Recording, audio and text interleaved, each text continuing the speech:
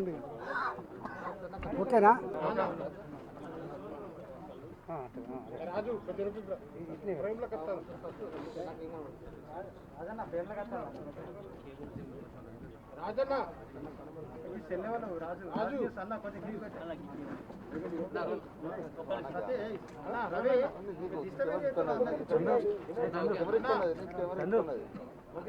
ఓకేనా?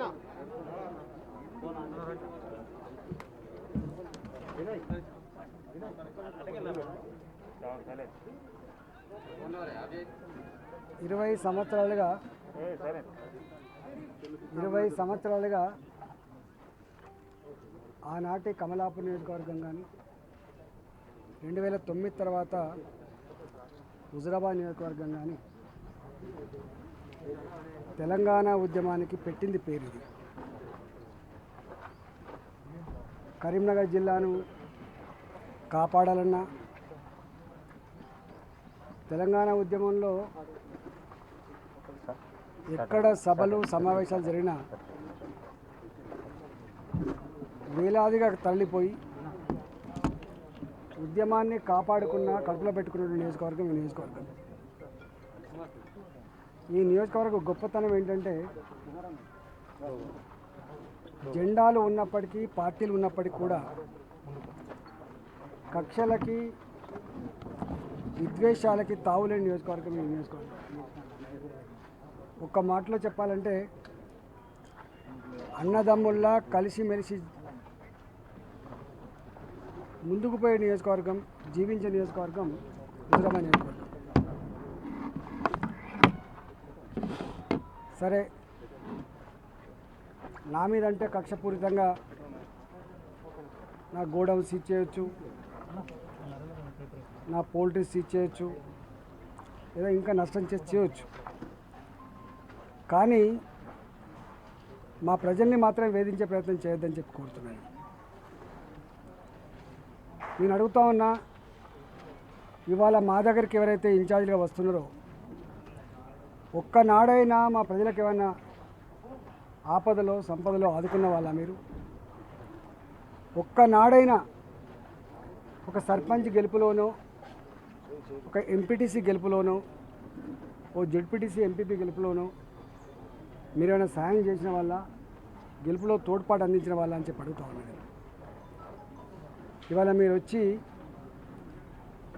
గొర్రెల మందల మీద తోడేళ్ళు పడ్డట్టుగా నీకు స్కూల్ ఉంది, నువ్వు మాకు సహకరించకపోతే నీ స్కూల్ బంద్ చేస్తా, మూసేస్తా,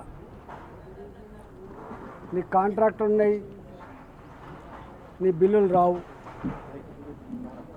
సర్పంచ్లకి బిల్లులు రావాలి 4 నెలల నుంచి 5 నెలల నుంచి మీ బిల్లులు రావు, ఎంపీపీ ఎంపీటీసీలకు రేపు ఫండ్స్ కావాలి, ఎమ్మెల్యే గారితో ఉంటే రావు, గ్రామానికి 50 లక్షల రూపాయలు, 1 కోటి రూపాయలు రావాలంటే మీరు మాతో ఉండాలి. గతంలో నేను హుజురాబాద్కు, జమ్మికుంటకు ఒక 25 కోట్ల రూపాయలు శాంక్షన్ చేశాను. ఆ డబ్బులు రావాలంటే మీరు మాతో ఉండాలి. ఇట్లా ప్రెషర్ పెట్టి బ్లాక్మెయిల్ చేసి మీరైతే రాజకీయాలు చేస్తున్నారో మా హుజురాబాద్ నియోజకవర్గ ప్రజలందరూ కూడా దీన్ని గమనిస్తున్నారు. హుజురాబాద్ నియోజకవర్గమే కాకుండా ఇది మొత్తం తెలంగాణ ప్రజలు గమనించడమే కాకుండా ఇంత అన్యాయం ఉంటుందా, ఇంత అక్రమం ఉంటుందా, ఇంత దుర్మార్గం ఉంటుందా, ఇదేం రాజకీయాలని చెప్పి అలా అసహించుకుంటా ఉన్నారు. నేను ఒకటే అడుగుతా ఉన్నా,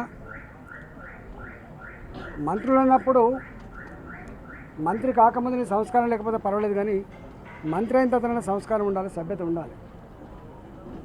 వాడు ఏం చేస్తాను అని చెప్పి చిటికలేసుడు, వాడిని పట్టుకరాపోరా అని చిటికలేసుడు, వాడిని చెప్పరా వేసుకుపోతామని చెప్పుడు.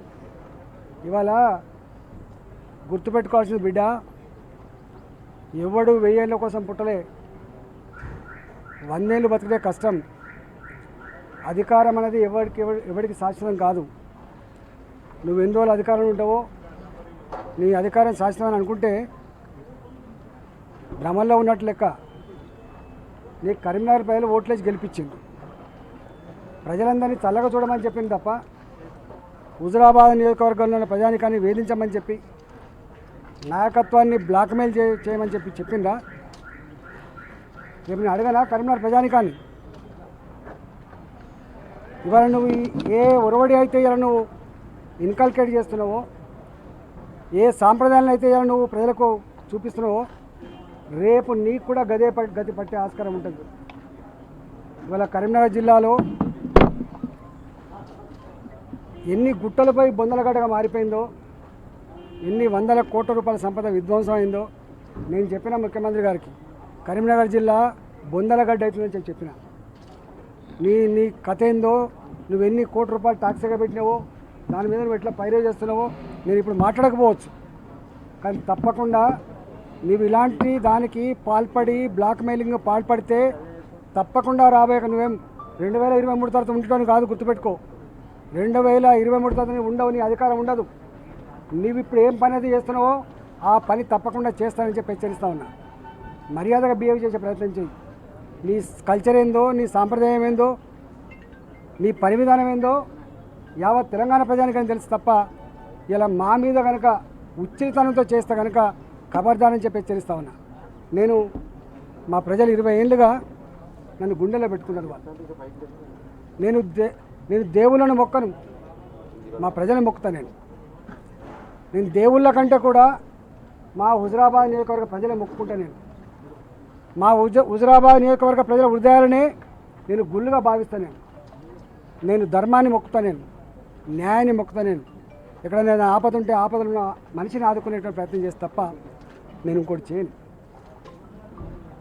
ఇవాళ మా ప్రజలు 20 ఏళ్ళుగా మేము ఒక కుటుంబ సభ్యుల్లాగా కలిసి మా ప్రజల మీద ఇలా తల్లిని బిడ్డను వేరు చేసే ప్రయత్నం ఏది చేస్తున్నావో ఇది చెల్లదుగాక చెల్లదని చెప్పి మనం చేస్తాము.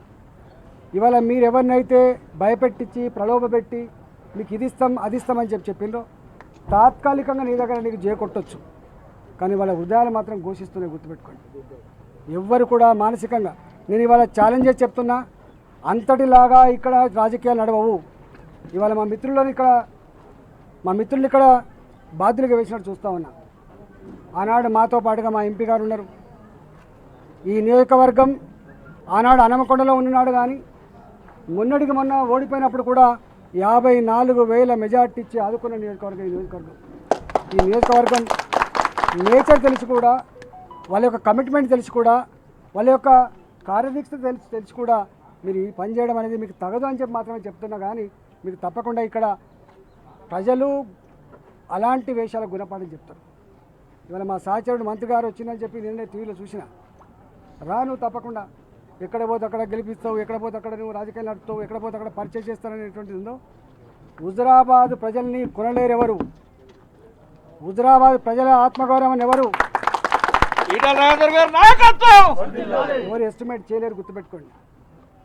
ఇక్కడ ఏనాడు కూడా 6 సార్లు నేను గెలిచిన, నేను ఎట్లా గెలిచినో మా ప్రజలకు తెలుసు.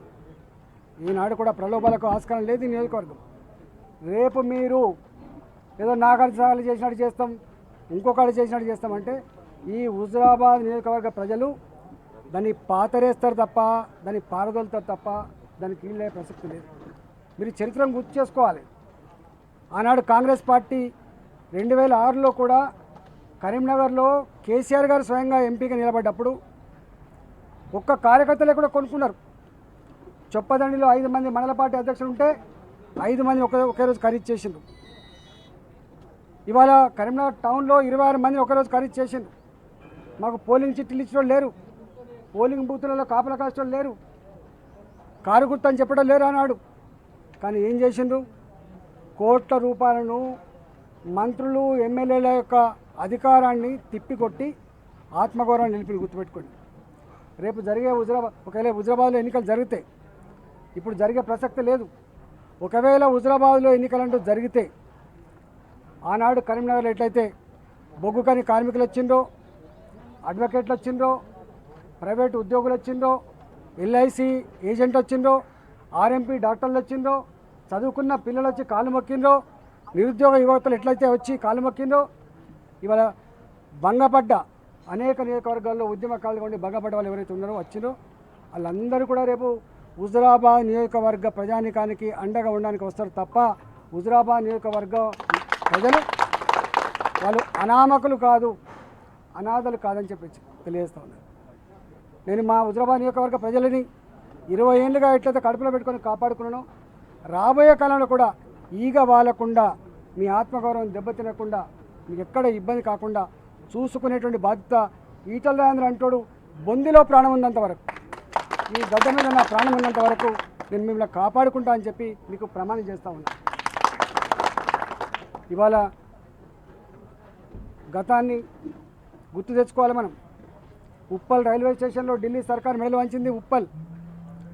ఇవాళ హుజరాబాద్ నియోజకవర్గ ప్రజల చైతన్యం ఏందో, కమిట్మెంట్ ఏందో దయచేసి రెచ్చగొట్టే ప్రయత్నం చేయకండి. మీరు అంతట్లాగా చేస్తా అంటే కుదిరేది కాదు. ఇవాళ మొన్న కూడా దుబ్బాకలో కూడా గిట్నే చేసిండ్రు. అందరు సర్పంచ్లు మా వైపే, అందరు ఎంపీటీసీలు మా వైపే, నాయకత్వం అంతా మా వైపే, కానీ ప్రజలు ఒక వైపు ఉంటారు. ఇవాళ ఎవరైతే కొంతమంది మీరు తీసుకుపోయిందో వాళ్ళని పాపం గ్రామీణ ప్రాంతాల్లో గ్రామాల్లో వాళ్ళకి పుట్టగతులు లేకుండా చేస్తాను మీరు, వాళ్ళ క్యారెక్టర్ అసాసినేట్ చేస్తాను మీరు, వాళ్ళని తిట్ల పురాణం ఎత్తుకుంటున్న వాళ్ళు. మేము ఒక్కొక్క ఇంటికి పోయి ఒక్కొక్క కార్యకర్త సర్పంచ్ గెలిపించుకున్నారు, వాళ్ళని ఎంపీటీసీ గెలిపించుకున్న వాళ్ళని, జెడ్పీటీసీకి ఎంపీపీ గెలిపించుకున్నారు, నన్ను గెలిపించుకున్నారు. ఇలా వాళ్ళ మీరు చేసిన పనికి ఆ సర్పంచ్లు కొంతమంది, ఆ కౌన్సిలర్ కొంతమంది దోషిగా సమాజం ముందు నిలబడే పరిస్థితి వచ్చింది, ఏవగించుకునే పరిస్థితి వచ్చింది. ఎందుకు చేయాల్సి వచ్చింది ఈ పని అని చెప్పి అడుగుతాను. అందుకనే ఇట్లాంటి చిల్లర మల్లర వేషాలను పక్కకు పెట్టి ఈ రూడ్ లాంగ్వేజ్ని, ఈ దాదాగిరి పద్ధతిని, ఈ హెచ్చరికల్ని మర్యాదగా కనుక మీరు వచ్చేయకపోతే తప్పకుండా రేపు కరీంనగర్ కేంద్రంగానే ఉద్యమం చేయాల్సి వస్తుందని చెప్పి హెచ్చరిస్తా ఉన్నా. మేము మర్యాద పాటిస్తున్నాం, మాకు సంస్కారం ఉంది, మాకు సభ్యత ఉంది, మాకు కమిట్మెంట్ ఉంది, మాకు ఓపిక ఉంది, మాకు సహనం ఉంది. మా ఓపికని మా సహనాన్ని కనుక పరీక్షించే ప్రయత్నం చేస్తే మాడి మష అయిపోతారని చెప్పి కూడా హెచ్చరిస్తా ఉన్నా. ఇక్కడ ఎవరిది లేదు, వాళ్ళ బిడ్డగా ఈటల రాజేంద్ర ఇక్కడ ఉంటాడు. తెలంగాణ ఆత్మగౌరవం నిలిపేటువంటి బిడ్డలుగా హుజరాబాద్ నియోజకవర్గ ప్రజలు కులంతో సంబంధం లేకుండా, మతంతో సంబంధం లేకుండా, జెండాతో సంబంధం లేకుండా, పార్టీతో సంబంధం లేకుండా ఆత్మగౌరవ బావుట ఎగిరేసి దాంట్లో ముందు భాగం నిలుస్తారని చెప్పి తెలియజేస్తూ, హుజరాబాద్ నియోజకవర్గ ప్రజలారా, ఇవన్నీ మన గుండెలు గాయపరుస్తున్నప్పటికీ కూడా ఎక్కడ కూడా సమయం కోల్పోకుండా, ఓపిక నశించకుండా, ఐక్యతను పోగొట్టుకోకుండా అందరం కూడా కలిసికట్టుగా ముందుకు పోదామని, తెలంగాణ ప్రజలు కోరుతున్నటువంటి ఆత్మగౌరవ బావుటాన్ని ఎగరడంలో ఇవాళ కీలక పాత్ర పోషిద్దామని చెప్పి మీకు విన్నవిస్తూ, మీ బిడ్డగా మేము ఎల్లవేళలా మీ ముందు బాగా నిలుస్తా అని చెప్పి తెలియజేస్తా ఉన్నాం.